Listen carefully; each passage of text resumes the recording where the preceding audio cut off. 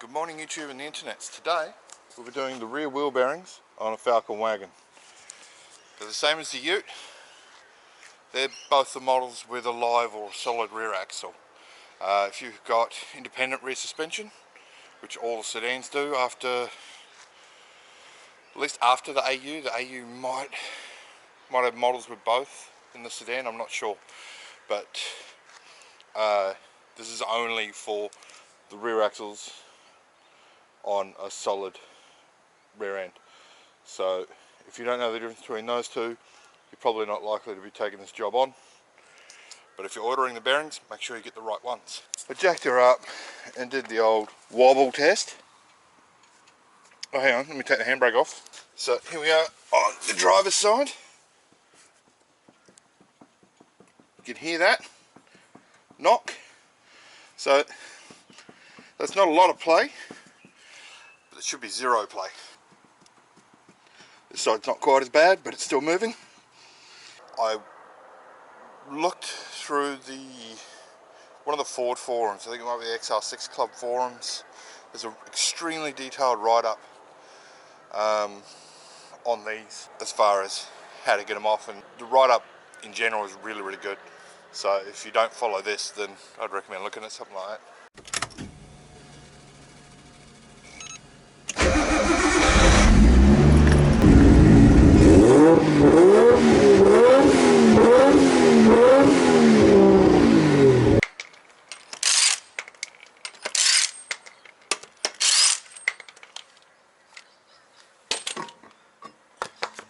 So obviously, if you're doing this job and you need to do brakes, now's a great time to do it. Pull the calipers off. We should be able to get access behind the rotor to the retaining plate. So the actual bolts we're looking for are down here somewhere. There and there. Those two. Even worse place to get it. Oh man, this is a knuckle breaker.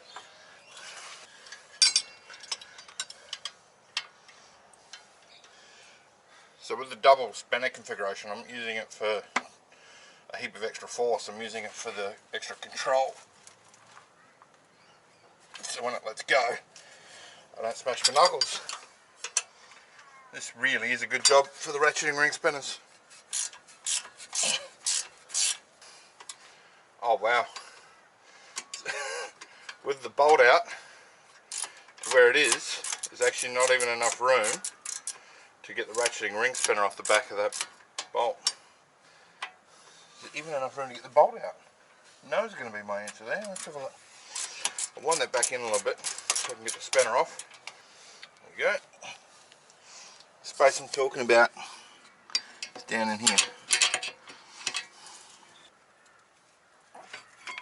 Okay, there's enough room to slide it out attached, sort of still in the hole, but you won't get it all the way out. Let's hang this without putting any load on the brake hose. It should sit up here pretty well. Yep, and it's out of the way now. Undo this screw and the disc rotor assembly should just slip off. Yeah, I might get some WD in there to make sure it doesn't bind. So let's see how hard this is to get out. Wow, that's gonna spin, isn't it? Let's pull the handbrake on. Let's put it to the top where it's easier to reach. Then pull the handbrake on.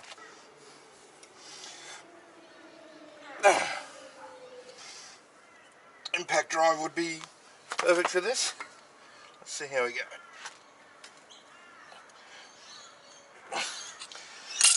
Impact drive it is.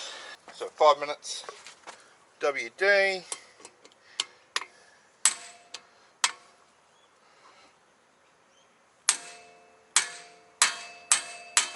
Done. WD did nothing, I reckon there. The thread's completely dry. So at this point, don't go any further until you get the other side off, because once you take the rotors off, the handbrake's not going to work. This is going to spring out and fall apart because it won't inside the drum. Okay, so after taking the other side off, screw out,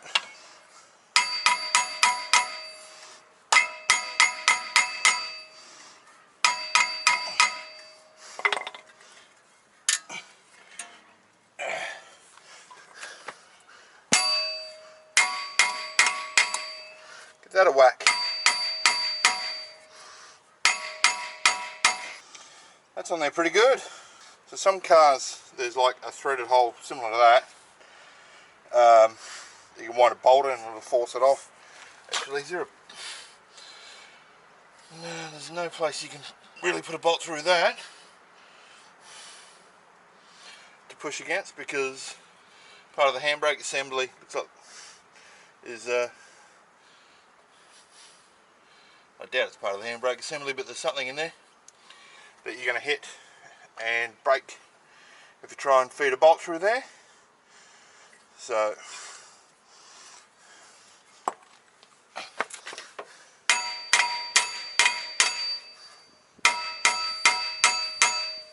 bear in mind the handbrake is off. Finally adjusted, might need to wind it in a little bit.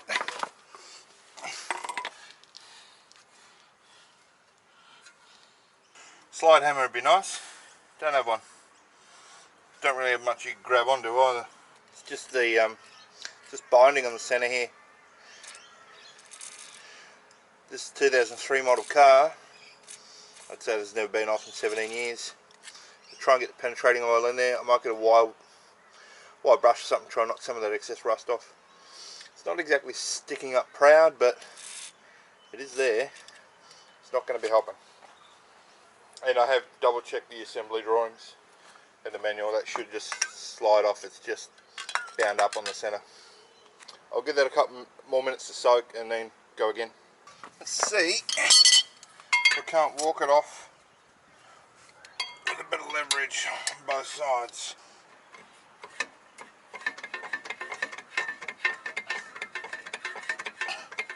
It's moving, not very far.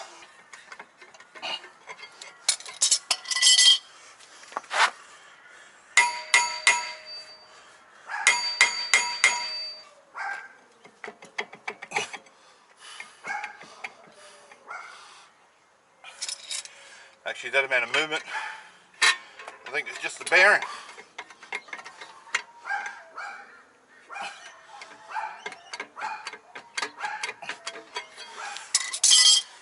So I'm going to wire brush the rust off the outside here. Hopefully it helps to free it up. And then I'll add some more penetrating fluid.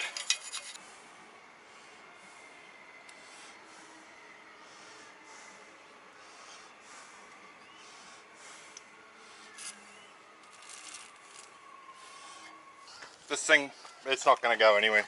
Now, I was trying to figure it out, and I had a quick look, and I had to thank Godzilla for the concept, although it's not the same on this car as his R32 Skyline. What he did is he went through the bracket with a bolt and a nut and wound it in against the rotor. And now, you can't fit a bolt on the back side, but this is threaded. So I reckon if I just wind that bolt in and rotate, like he did, it should pry it off. If the handbrake is holding it on, it'd wobble, it'd shift. It might not come off over a lip from a handbrake, but it would move. So, and I've also given the handbrake a lot of work to try and free it up, make sure it's not stuck. And yeah, it's not the handbrake. So let's try that. This is just the factory bolt hidden in there.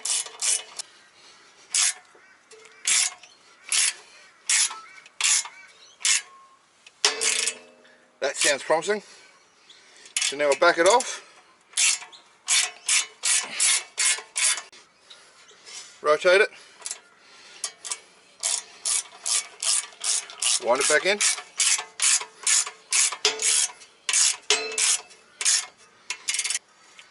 Rotate it. Rinse and repeat.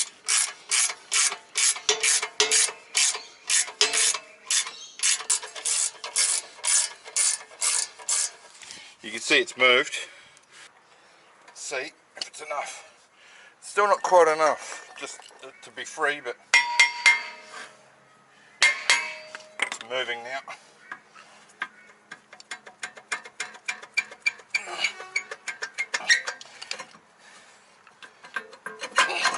Success! That's all getting a coat of anti-seize. So at this point, just going to rotate this around. There's 4 bolts in here, they're an 8mm Allen head, Allen key, whatever you want to call it. Pretty tight, as you'd expect.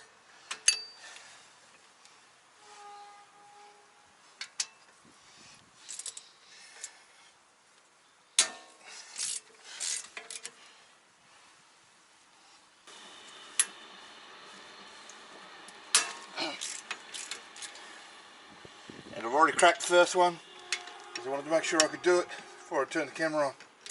There's only one of these 3 holes you can actually get on them through. Just make sure you line the right one up, otherwise you won't be able to get at it. Okay, that's the last bolt. With the retaining plate out, this should just pop out like that. And that is our axle. And there's our bearing. Looks like it has left the outer race in here, so I'll have to look at how I'm going to get that out. But aside from that, it was pretty easy to actually pop out. You will want to bear in mind that this runs straight into the diff, so if your car's on a very, very slight lean, which is not even noticeable to the human eye, all your diff oil is going to run out this end, or your low end. So I stuffed a rag in it. And this race here, in theory, should just pop straight out without a lot of effort.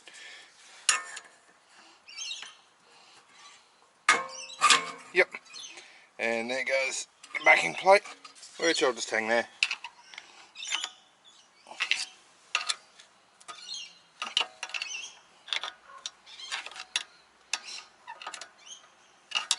Careful not to score the housing.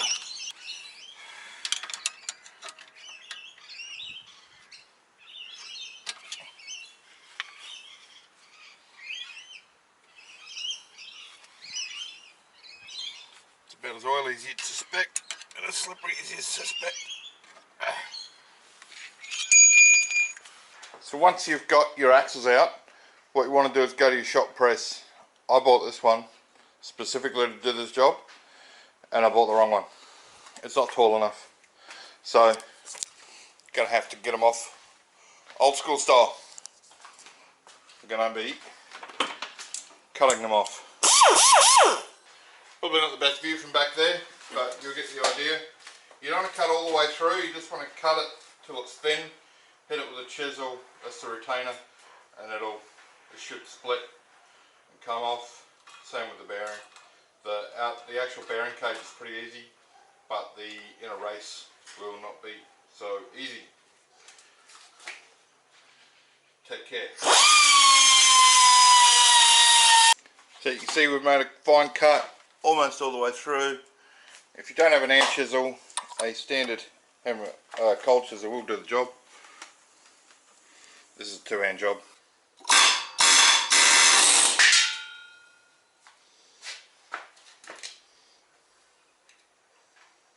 That's done it, it's cracked it. There is a hairline fracture in the bottom there, which you probably can't see. Now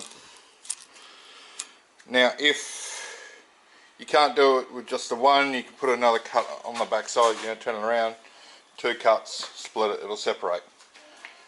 Trust me, it'll work.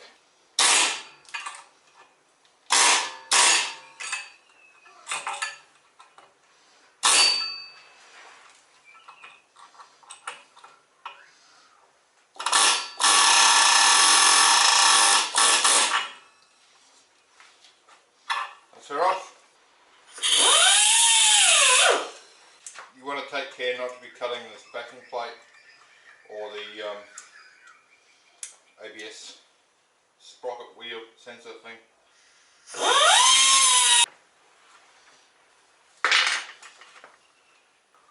There we go. So you can see I have nicked the shaft here. Not ideal, but it will be fine. Now we need to get the inner race off. And it's going to be the same. It is a bit tricky with this plate and the O2 cylinder there, but we'll see how we go. Not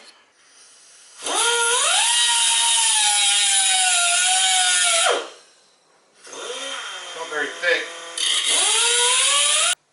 With the depth and the thinness of it, I'm going to cut diagonally to allow me to get to the top without cutting into this plate.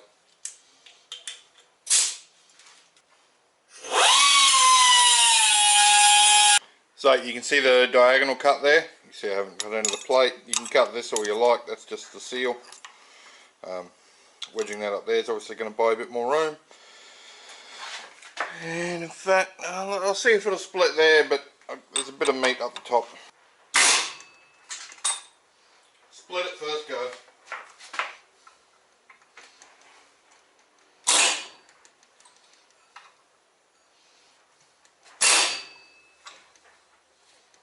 I went too deep on that one too.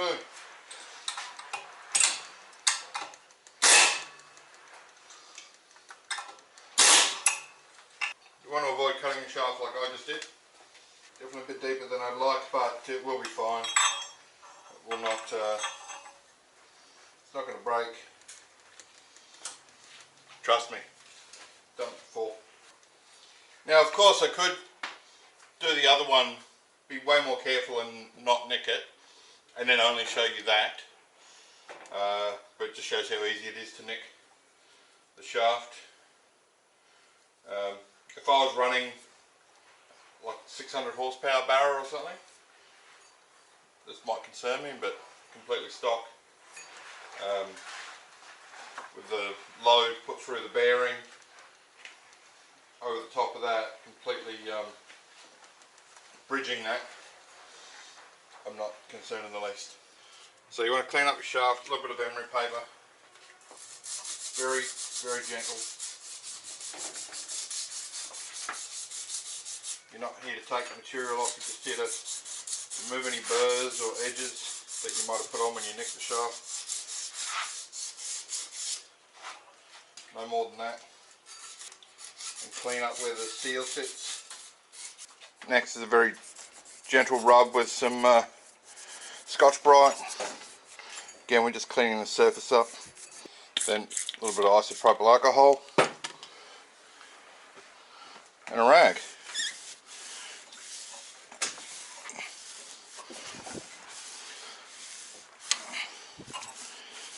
Lovely. Those cuts annoy me. Clean it out so it doesn't look so deep. So your new bearing kit, it's the Kelford one. Should come with a seal, new bearing, a new retaining ring. You're going to trust me when I tell you I'm currently coating a liberal supply of grease on the shaft where it's got to go. I'll also put some on the inside of the bearing and the other components. So with your bearing quadruple checked around which way it goes, these plates got half moons in them, so they're hard against the shaft. This cutout was too big and it'd be putting too much pressure on the outer part of the bearing. Just going to press that on. Am I sure that's the right way around? The big outer ring things on this one is on that side.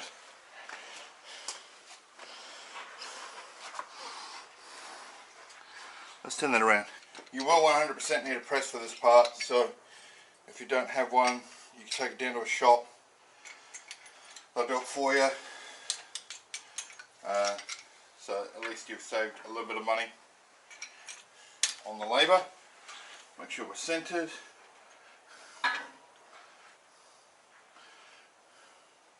Screw our plates hard against the shaft.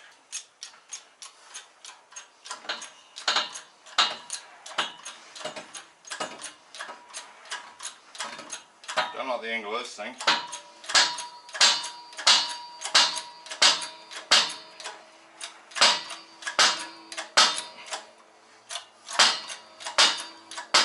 So there's just a shoulder here. Press it up to that. See the shoulder? See the new seals already on there?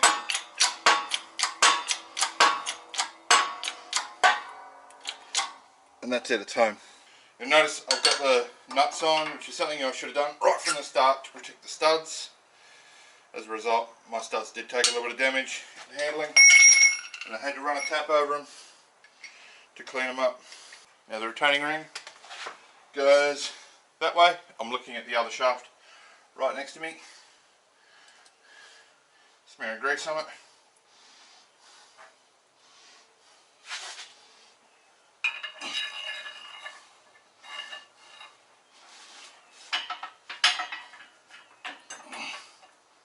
Oh, you bastard. Gotta come down another notch. So just had to reconfigure this a little bit to get the height without it hitting the ground. I'll get it started here and then I'll take it back up to where it was before so I can ditch those timbers.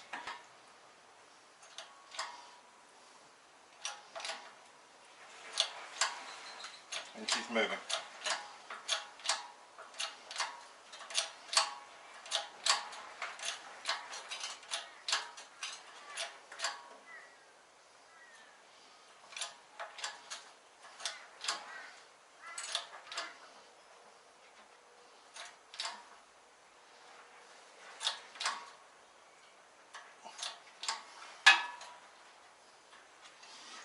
Okay.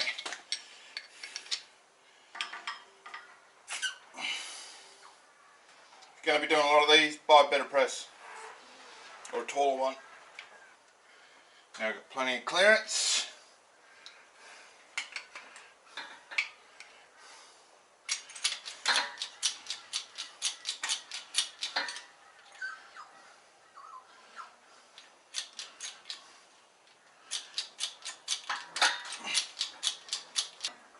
There we go.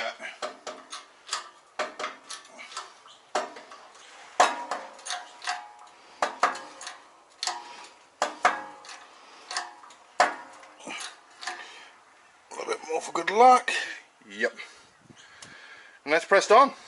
So that's effectively the job. Installing the shafts is just the absolute reversal of taking them out. So that's pretty much everything you need to see. Obviously just adjust your handbrake shoes when you put them on. Some rotors give you access to that adjuster. Mine don't seem to. Don't know why. Different brand rotors or something, I'm not sure. So you just got to be patient and adjust them. Slip the thing on, see how tight it is, take it off, adjust, loosen them or tighten them as required. That's it. Yeah. Happy days. Hope you enjoyed the video, and I'll see you in a couple of weeks. So for anyone still watching, bonus footage. Two things. One, I didn't show putting the shafts back in because I put the seal backwards on that shaft. So I've got to cut those bearings off and put new ones on, because I've got to turn that seal around and I can't get them off without destroying them like I demonstrated. I could take it to a bearing place, but you probably destroy it pressing off the bearing anyway. The other thing is I'm going to tidy up and service all the brakes and everything else. So while I'm waiting for the new bearing kit, just the one, to turn up, I'll tidy up the rest of the brakes and axles and clean all that up and show you what I do whenever I pull any of that crap apart. So yeah, a little bit embarrassing, but hey, learn from my mistakes so you don't have to make your own. Check that shit 3 times.